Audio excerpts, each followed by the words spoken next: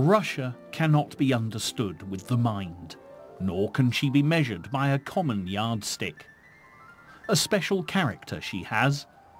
In Russia, one can only have faith.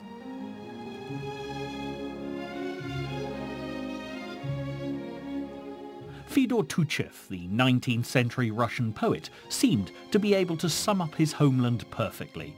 For it's a place that has to be experienced firsthand if you're to appreciate it fully.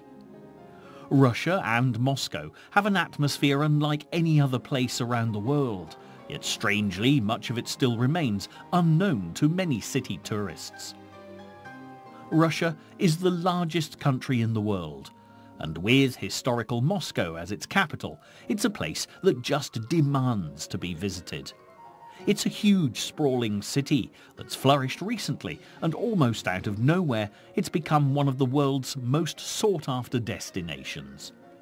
It's filled with ornate churches, designer boutiques, gourmet restaurants, and a world-renowned art scene. However, its beginnings were far more humble. Originally founded on the Moskva River in the 6th century, like so many other cities, Moscow was just a number of small, isolated settlements in this once wooded area.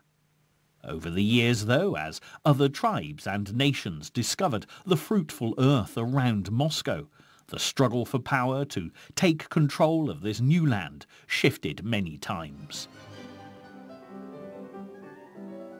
The warriors from Mongolia wanted to take control so badly that in the 12th century, when they attacked Moscow, they ended up burning what had become of the city to the ground.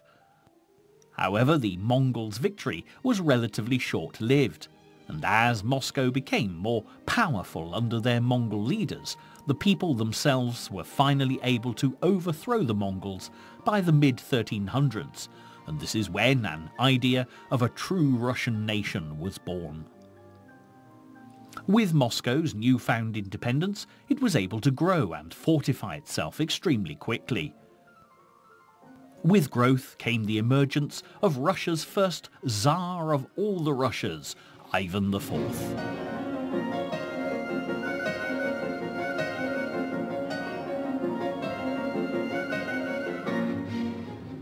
However, these Tsars were double-bladed leaders for the people of Moscow.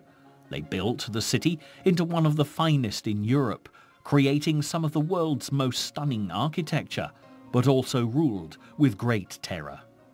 The lower classes suffered many hardships under the Tsars, and as the ruling classes became richer and more powerful, everyone else became poorer and more disgruntled.